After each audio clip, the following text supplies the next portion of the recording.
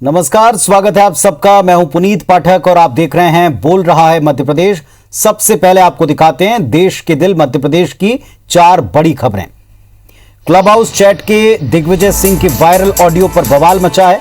दिग्विजय सिंह ये कहते सुनाई पड़े हैं कि कांग्रेस सत्ता में आई तो धारा 370 को लागू करने पर फिर से विचार करेंगे। बीजेपी ने इस पर तीखी प्रतिक्रिया दी। बीजेपी ने कांग्रेस पर पाकिस्तान की भाषा बोलने का आरोप लगाया।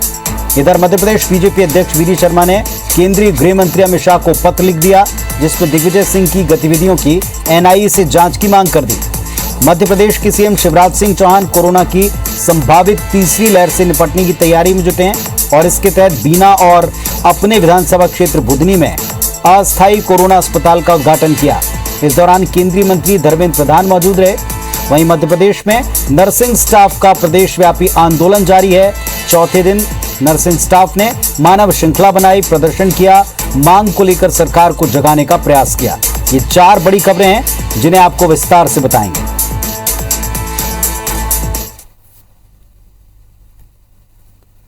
चलिए अब खबरें विस्तार से देखते हैं और सबसे पहले आपको कोविड का अपडेट दे दें, कोरोना का अपडेट दे दें। प्रदेश में आज 337 नए संक्रमित मिले हैं।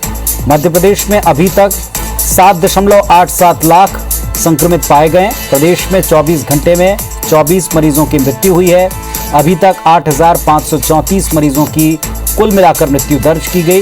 प्रदेश में आज 985 मरीज स्वस्थ हुए हैं और अभी तक कुल मिलाकर 7.74 लाख मरीज ठीक हुए हैं। प्रदेश में एक्टिव मरीजों की संख्या 4,775 है।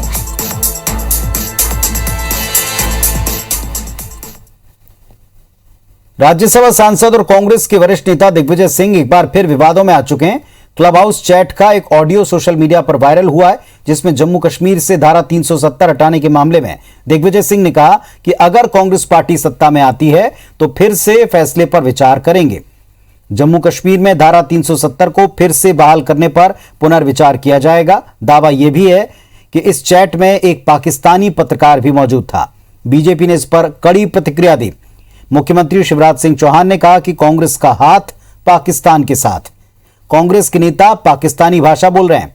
मध्य प्रदेश बीजेपी अध्यक्ष वी डी शर्मा ने दिग्विजय सिंह की गतिविधियों और पाकिस्तान कनेक्शन की एनआईए से जांच की मांग तक कर दी। इसके लिए केंद्रीय गृह मंत्री को एक पत्र भी लिखा है। इधर ज्योतिरादित्य सिंधिया ने ट्वीट कर लिखा कि कांग्रेस आज भी पाकिस्तान का पक्ष लेने से बाज नहीं आती। कांग्रेस की नीति और नियत का यही सच है, मुझे आश्चर्य नहीं हुआ। वहीं रामेश्वर शर्मा ने दिग्विजय को जिन्ना का अवशेष तक कहा। वहीं कांग्रेस दिग्विजय सिंह के बचाव में उतरी है। खुद दिग्विजय सिंह ने ट्वीट कर कहा है कि अनपढ़ लोगों की जमात को शेल और कंसीडर के बीच का फर्क शायद समझ नहीं आता। जबकि पूर्व मंत्री पीसी शर्मा ने कहा कि बीजेपी मुद्दों पर से ध्यान भटकाने की राजनीति कर रही। बीजेपी के पास तो अब कोई मुद्दा नहीं है और ऐसे में वो झूठे आरोप लगाते हैं।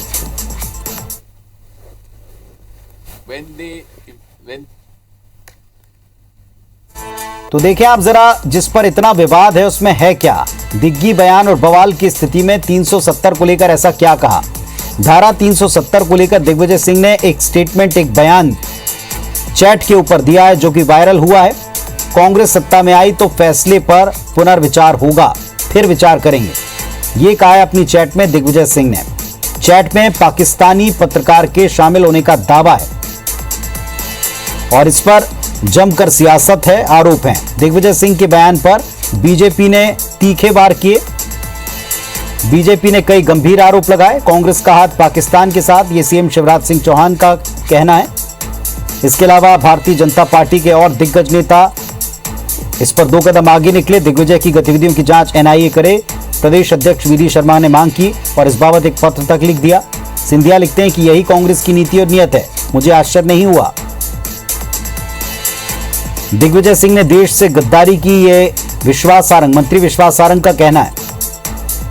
तो दिग्विजय सिंह के स्टेटमेंट पर जो उन्होंने चैट में दिया था, इसको लेकर लगातार उन पर तीखे वार हैं। दिग्गी जिन्ना के अवशेष के तौर पर भारत में रह गए रामेश्वर शर्मा ने कहा बीजेपी गलत प्रचार कर रही है, कांग्रेस ने इस पर जवाब दिया।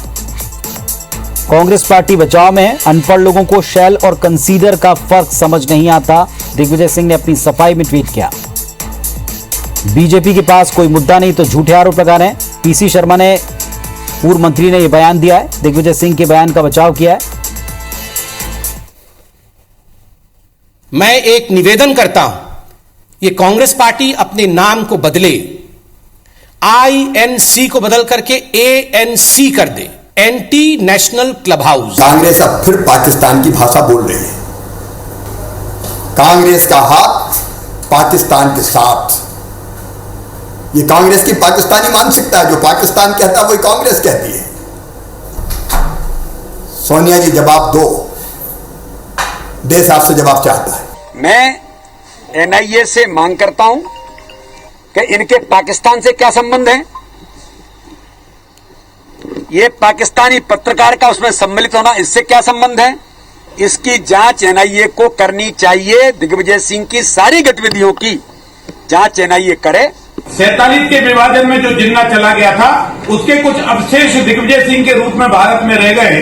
जब भी दिग्विजय सिंह अपना मुंह खोलते हैं, हिंदुस्तान का किसमें बेइज्जती हो जाए ऐसे बयान देते हैं। जनता पार्टी के पास कोरोना के बाद, डीजल पेट्रोल महंगाई के बाद, इनके झूठे आश्वासनों के बाद, इस सब से ध्यान बढ़ाने के लिए कर रहे हैं। मैं समझता हूँ भाजपा के नेताओं को पहले उनका ऑडियो पूरा सुनना चाहिए, फिर डिक्शनरी का अध्ययन करना चाहिए और शेल और कंसिडर में क्या अंतर है इसको समझना चाहिए। दिग्विजय सिंह जी ने कभी नहीं कहा कि हमारी सरकार है तो हम 370 वाले निर्णय को पलट देंगे।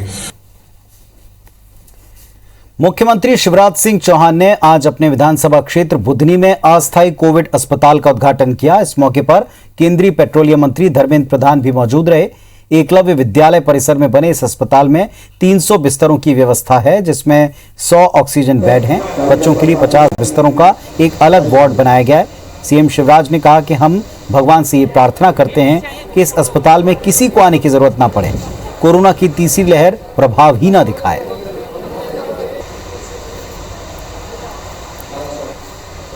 यहाँ दवाइयों से लेके वैक्सीनेशन का, टीकाकरण का, टेस्ट करने की सारी व्यवस्थाएं की गई है। भगवान से प्रार्थना ये करते हैं कि इसका उपयोग बिल्कुल ना हो, किसी मरीज को ना आना पड़े। लेकिन अगर कोई आता है तो कोविड केयर सेंटर में उसको भर्ती भी किया जाएगा। घर रहने के बजाय यहाँ अगर आइसोलेट रहेगा तो बाकी को संक्रमित नहीं कर पाएगा। मध्य प्रदेश के 3 दिन के दौरे के बाद सिंधिया दिल्ली लौट गए हैं। उन्होंने अपने समर्थकों को निगम मंडल में जगह दिलाने के लिए मुख्यमंत्री शिवराज सिंह चौहान और प्रदेश अध्यक्ष VD शर्मा से बंद कमरों में अलग अलग मुलाकातें की, जिसका कोई नतीजा नहीं निकला, क्योंकि प्रदेश में निगम मंडल में नियुक्ति दिल्ली हाईकमान को तय करनी है। पार्टी सूत्र कहते हैं कि सिंधिया चाहते हैं कि मोदी कैबिनेट के विस्तार से पहले उनके समर्थकों को सरकार के विभिन्न राजनीतिक पदों पर एडजस्ट किया जाए। प्रद्युमन सिंह लोधी और राहुल लोधी की तरह इमरती देवी और गिरिराज दंडौतिया समेत कम से कम 4 नेताओं को निगम मंडल में जगह मिले। साथ ही जो कांग्रेस में पदाधिकारी थे उन्हें बीजेपी संगठन में पद मिले। इधर कांग्रेस नेता पीसी शर्मा ने कहा कि सिंधिया की प्रेशर पॉलिटिक्स बीजेपी में नहीं चलेगी।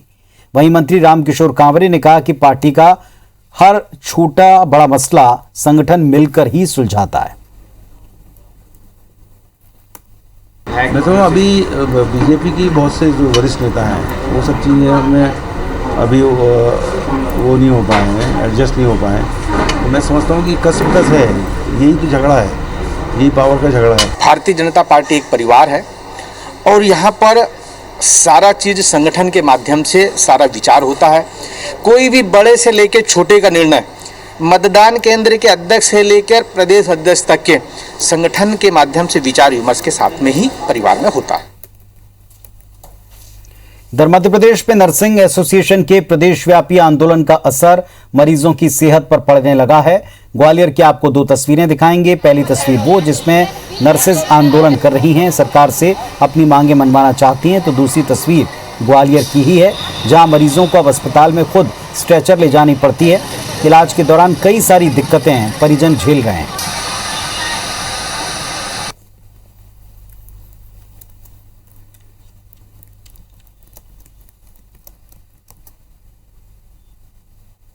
सर जी रात को 12 बजे तक तो एडमिट करवा पाया है। वहाँ से परेशान हो के तो लेगा घसीट के।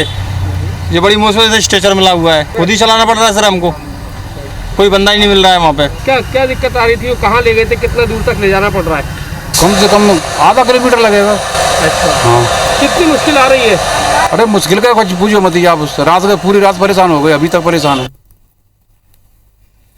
64 दिनों के बाद कोरोना गाइडलाइन के साथ इंदौर शहर शनिवार से अनलॉक हो गया। सभी बाजार, दुकानें खोलने के आदेश के साथ लोगों को कोरोना गाइडलाइन का पालन करना जरूरी किया गया। अब शहर में आने वाले दिनों में कोरोना संक्रमण को नियंत्रित करने के लिए अलग अलग वर्ग के सुझाव लिए जा रहे हैं और इसके चलते आपदा प्रबंधन समिति के सदस्य शहर के सभी वर्गों के लोगों के साथ बैठक करके सुझाव मांग रहे हैं। इस बैठक में खासतौर पर देवी अहिल्या यूनिवर्सिटी की कुलपति, समाजसेवी, अधिवक्ता, डॉक्टर, पर्यावरणविद शामिल हुए, जिसमें सुझाव जो मिले हैं उस पर जल्दी ही गाइडलाइन बनाई जाएगी, उन्हें जोड़ा जाएगा और उस आधार पर आगे काम होगा। इंदौर में किस प्रकार से अनलॉक के समय कोविड अनुकूल व्यवहार हो, तो आप सबके गंभीरता से एक अच्छे सुझाव आए हैं। उसका संदेश इंदौर के हर शहर और ग्रामीण में पहुंचेगा और मध्य प्रदेश में भेजने की हम कोशिश करेंगे। पहला और सबसे महत्वपूर्ण सुझाव और मेरा सब लोगों से आग्रह है कि शहर अनलॉक हुआ है, लेकिन कोरोना का प्रभाव अभी भी वैसा का वैसा ही है। इसलिए तीसरी लहर को लेकर हम सब अपनी पहले से तैयारी रखें। पहला मेरा सुझाव ये था कि गांवों और शहरों के लिए, दोनों के लिए क्लियर गाइडलाइन मिलना चाहिए कि शहरों में क्या नियम लागू होंगे और गांव में। अभी तक एक ही नियम जाता है। मध्य प्रदेश में अनलॉक की प्रक्रिया लगातार जारी है। इंदौर के बाजार जरूरी गाइडलाइन के साथ खोल दिए गए, तो वहीं कोरोना की तीसरी लहर आने का अंदेशा एक्सपर्ट पहले ही जता चुके हैं और तीसरी लहर बच्चों के लिए खतरनाक स्तर पर बताई गई। लेकिन इससे निपटने के लिए सरकार ने प्रयास जो किए वो नाकाफी हैं। प्रदेश की आर्थिक राजधानी इंदौर में 40 लाख की आबादी है, जिसमें 12 लाख बच्चे और 18 साल से कम उम्र के लोग हैं। बच्चों के स्वास्थ्य सुरक्षा का इंतजाम प्रशासन के लिए चुनौती बना हुआ है। आज हमारी मीटिंग में भी डिस्कशन हुआ है। हम लोगों ने करीब 300 पीडियाट्रिक्स बेड्स का इंतजाम कर लिया है। 100 बेड चाचा नेहरू में और 200 बेड MTH में। तो उसी के संदर्भ में जो बेड्स हैं, इक्विपमेंट्स हैं, उनके ऑर्डर कर रहे हैं। गवर्नमेंट में भी हमारे 6 ऑक्सीजन प्लांट की प्लानिंग है और उसके साथ हमारा जो महू का मध्य भारत का अस्पताल है, वहाँ पर भी ऑक्सीजन प्लांट ऑलरेडी लग गया है। तो जैसे सावेर है, देवपालपुर है, हमारा मानपुर है, उसके बाद MRTB में लगने वाला है, उसके बाद हुकुमचंद हमारी पॉलीक्लिनिक है, वहाँ पर लगेगा। PC सिटी अस्पताल है, वहाँ पर ऑक्सीजन प्लांट के प्लानिंग में। जबलपुर में एक फर्जी अस्पताल के नाम से 10,000 कोविड वैक्सीन के ऑर्डर और नकली रेमडेसिविर कांड को लेकर यूथ कांग्रेस ने हंगामा किया। यूथ कांग्रेस कार्यकर्ता जबलपुर कलेक्टर दफ्तर का घेराव करने जा रहे थे, लेकिन पुलिस बल ने उनको आगे बढ़ने से रोका, जिस पर पुलिसकर्मियों और कार्यकर्ताओं के बीच खासी झड़प हुई। पुलिस ने कोरोना प्रोटोकॉल का हवाला देते हुए मौके से 30 कार्यकर्ताओं को गिरफ्तार किया। इस पर यूथ कांग्रेस का कहना है कि उनकी कलेक्ट्रेट घेराव को नाकाम करने की कोशिश में पुलिस ने कार्यकर्ताओं को गिरफ्तार तो कर लिया, लेकिन उनका यह आंदोलन चलता रहेगा। यूथ कांग्रेस ने निजी अस्पतालों की मनमानी और दवाओं में मुनाफाखोरी, कालाबाजारी पर कार्रवाई की मांग की। सत्ता के इशारे पर पुलिस प्रशासन द्वारा हमारे साथियों को रोका गया और गिरफ्तार किया गया, लेकिन हमारा आंदोलन यहाँ से खत्म नहीं बल्कि चालू होता है। और जब तक इस वैक्सीन घोटाले में जो लोग सम्मिलित हैं उनकी गिरफ्तारी नहीं होती, युवक कांग्रेस आंदोलनरत रहेगा।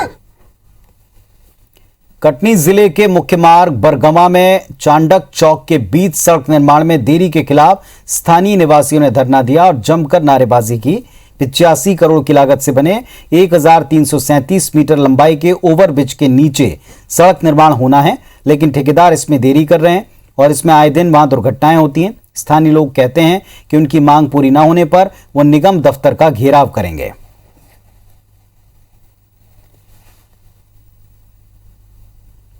दो महीने के अंतराल में रोड बनाई जा सकती थी, लेकिन रोड नहीं बनाई गई। अब बरसात का सीजन आ रहा है, इसमें यहाँ पास रहने वाले राहगीरों को और दुकानदारों को भारी समस्याओं का सामना करना पड़ रहा है। आए दिन एक्सीडेंट होते हैं और 2 दिन पहले भी एक्सीडेंट हुआ था यहाँ पास। आखिर अगर इसमें कोई बड़ी दुर्घटना हो जाती है तो इसका जिम्मेदार कौन होगा? स्थानीय नागरिक थे यहाँ पे, यहाँ सीवर लाइन डाली गई है तो उसके कारण कुछ रिस्टोरेशन की समस्या है और उसके बाद सड़क निर्माण की समस्या है। तो रिस्टोरेशन नगर निगम द्वारा जहाँ पर भी शुगर लाइन डाली गई नगर निगम द्वारा किया जाएगा। सड़क निर्माण का काम जो है ब्रिज कॉर्पोरेशन के स्कोप ऑफ वर्क में, तो उनसे बोल के ब्रिज सड़क का निर्माण का शीघ्र पूरा करें। वैक्सीन नहीं तो वेतन नहीं, यह आदेश सतना कलेक्टर ने दिया है और इस आदेश से सरकारी कर्मचारियों में हड़कंप मच गया है। टीकाकरण केंद्रों में वैक्सीन की कमी के चलते सरकारी कर्मचारियों को न तो वैक्सीन लग पाया और न ही वैक्सीनेशन का प्रमाण पत्र मिल पाया और ऐसी स्थिति में सरकारी कर्मचारी इस तुगलकी आदेश को वापस लेने की गुहार लगा रहे हैं। अगर कलेक्टर का ये आदेश समय से वापस न हुआ तो जिले में टीकाकरण से वंचित हजारों कर्मचारी वेतन से भी वंचित होंगे। कलेक्टर के इस आदेश के मुताबिक सरकारी कर्मचारियों को जून का वेतन लेने के लिए वैक्सीनेशन प्रमाण पत्र देने के लिए कहा गया है। हमारा कर्मचारी नागौद में भी है, गांव में है, तमाम जगहों पर है, पर वैक्सीन उपलब्ध नहीं हो पा रही है और इस तरह के नासमझी का आर्डर हमारे समझ के परे है। इस तरह के फरमान का हम व्यापक पैमाने पर विरोध करते हैं। और शासकीय कर्मचारी तो पहले भी वो हैं, पढ़े लिखे लोग हैं, तो वो तो आते ही हैं वैक्सीन लगवाने। इसके अलावा गांव-गांव में भी वैक्सीन लग रही है। मुरैना से अपहरण के बाद गैंगरेप की वारदात सामने आई है। बताया जा रहा है कि दिन दहाड़े हथियार के साथ आए 5 लोगों ने युवती का अपहरण किया, फिर राजस्थान के जयपुर लेकर गए, जहां 2 दिन तक युवती को बंधक बनाकर रखा और उसके साथ कई बार दुष्कर्म किया। युवती के परिजन ढूंढते हुए जयपुर पहुंचे और युवती को लेकर आए हैं। एसआई रूबी तोमर ने बताया कि कुलदीप राठौर आदतन अपराधी है। उसकी युवती से जान पहचान थी, जिसका फायदा आरोपी ने उठाया और अपने दोस्तों राकेश श्रीवास्तव, दीपू श्रीवास्तव, नजीर खान और प्रिंसी श्रीवास्तव के साथ अपहरण की वारदात को अंजाम दिया। फिलहाल परिजन की शिकायत पर पुलिस ने केस दर्ज कर लिया और साथ ही आरोपियों की तलाश में जुटी।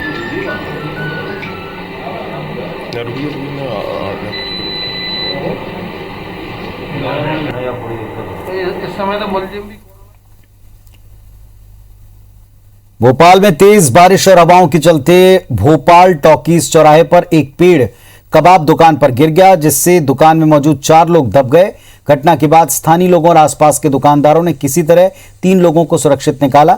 हालांकि ये लोग गंभीर रूप से जख्मी हो गए, जबकि 2 शख्स की मौत हो गई। इधर सूचना के बाद भी प्रशासन और निगम की टीम करीब आधे घंटे बाद पहुंची, जिस पर लोगों की भारी नाराजगी सामने आई। इधर बारिश के मौसम में इस तरह की घटनाओं को लेकर अलर्ट है। जरूरी इंतजाम के लिए निगम ने सभी 19 जोन में कंट्रोल रूम बनाए हैं, लेकिन IVS 24 की टीम ने जब एक-एक कंट्रोल रूम का जायजा लिया तो यहां कोई अधिकारी कर्मचारी नहीं मिला। दफ्तर पर ताले लटके थे।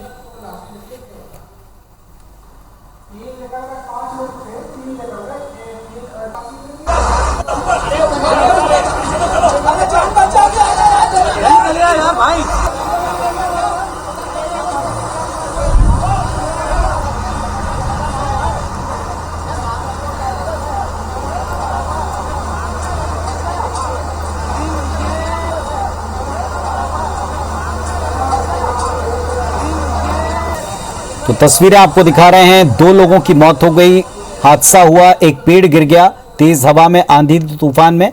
और भोपाल में इस तरह की कई प्रॉपर्टी या इस तरह के पेड़ हो सकते हैं जहां इस तरह के हादसे हो जाएं, लेकिन कोई इंतजाम नहीं है। दावा तो था कि ऐसे बहुत से रेस्क्यू सेंटर्स बनाकर रखे गए, लेकिन किसी भी सेंटर पर जाकर देखने पर, कंट्रोल रूम पर जाकर देखने पर वहां अधिकारी नहीं मिले।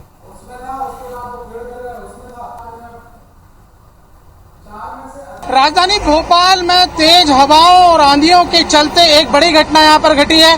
हम देख यहाँ पर सकते हैं कि पेड़ जो है वो पूरा का पूरा एक दुकान पर यहाँ पर गिर गया और इसमें लगभग 4 लोग दबे यहाँ पर हुए थे। 3 को स्थानीय रहवासियों ने यहाँ पर निकाला है और अभी भी एक व्यक्ति की जो है दबे होने की सूचना यहाँ पर आ रही है। हम देख सकते हैं कि लोग जो है वो खुद इस काम में यहाँ पर जुटे हुए हैं। आपसे एक साल से परेशान हो रहा है, आवेदन दे रहा है, कंप्लेन कर रहा है, ये पेड़ हटवा दो, ये पेड़ हटवा दो। आज तक कोई कार्रवाई नहीं हुई। आज इतनी बड़ी दुर्घटना हो गई जिसमें बच्चे बताऊंगा अभी तक, किसी की जान चलेगी, किसी की माँ बाप, किसी के बच्चे थे। वो 1 साल पहले जिस तरीके से यहाँ शिकायत की गई थी कि पेड़ को यहाँ पर काटा जाए, ये दुर्घटना का कारण यहाँ पर बन सकता है, लेकिन वो कार्रवाई नहीं की गई। यदि ये कार्रवाई की जाती तो आज ये बड़ी दुर्घटना यहाँ पर नहीं होती। कैमरामैन वीरेंद्र के साथ शिखिल व्यवहार, IVC 24 भोपाल। राजधानी में आपातकालीन स्थिति को देखते हुए बारिश के मद्देनजर हर जोन में आपातकालीन कक्ष यहां पर बनाए गए हैं। हाल ही में एक घटना हुई और उसके बाद हमने देखा कि तमाम जो जोन कार्यालय हैं वो सिर्फ नाम मात्र के नियंत्रण कक्ष है। आइए हम आपको यहाँ पर दिखाते हैं नज़ारा कि ये जोन क्रमांक 7 है राजधानी भोपाल का, और यहाँ जो आदेश पिछले दिनों नगर निगम कमिश्नर ने दिए थे उसमें साफ तौर पर यह बताया था कि शहर के सभी 19 जोन में जो नियंत्रण कक्ष है वो यहाँ पर बनाए जाएंगे, लेकिन यहाँ पर नियंत्रण कक्ष नाम की कोई चीज नहीं है, अधिकारी नहीं है। लाइट हमारे सामने अभी यहाँ पर जली हुई है। आपदा में सबसे बड़ा काम जो है रेस्क्यू का हो, चाहे वो लोगों को सहूलियत का हो, मदद का हो, वो नगर निगम का होता है। तस्वीरें साफ तौर पर नगर निगम प्रशासन की पोल खोलती हुई नजर आती हैं कि कागजों में तो नियंत्रण कक्ष बन जाते हैं, लेकिन हकीकत जो जमीनी हकीकत है वो कुछ और ही बयां करती है। कैमरामैन वीरेंद्र नागर के साथ शिखिल व्यवहार, IBC 24 भोपाल। मध्य प्रदेश के कई जिलों में पिछले 12 घंटे से हो रही मूसलाधार बारिश ने जनजीवन को अस्त व्यस्त कर दिया। मध्य प्रदेश के नरसिंहपुर जिले के तेंदुखेड़ा में पुलिया पुल सब जलमग्न हो गए। टूटी पुलिया से लोग लोहे के पाइप और टीन का शेड डालकर न केवल अपने वाहनों को पार कर रहे हैं बल्कि छोटे छोटे बच्चों की जीवन को दांव पर भी लगा रहे हैं। दूसरी तरफ घर में घुसे पानी से अनाज बह चुका है। मानसून आने के पहले नगर परिषद तेंदुखेड़ा ने कई परिवारों को PM आवास निर्माण की पहली किस्त डाली थी, जिसमें कई घरों के टूटे मकान जलमग्न हो गए। वहीं नगर परिषद तेंदुखेड़ा ने रोड का निर्माण तो कराया, लेकिन नाली का निर्माण नहीं होने से पानी मकानों में भर जाता है। बड़ा सवाल ये कि नगर परिषद उन गरीबों के लिए अब क्या व्यवस्था करेगी।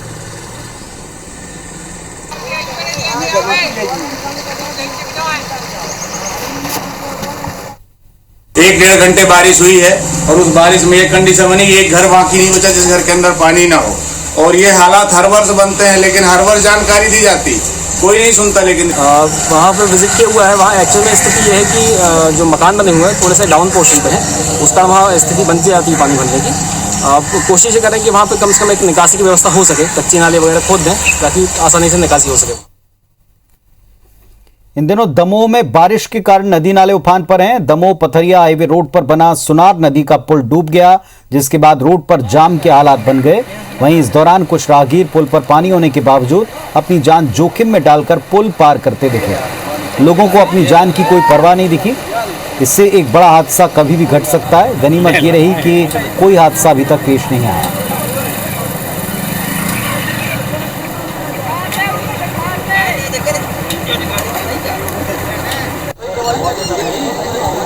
के पास है पोखरा।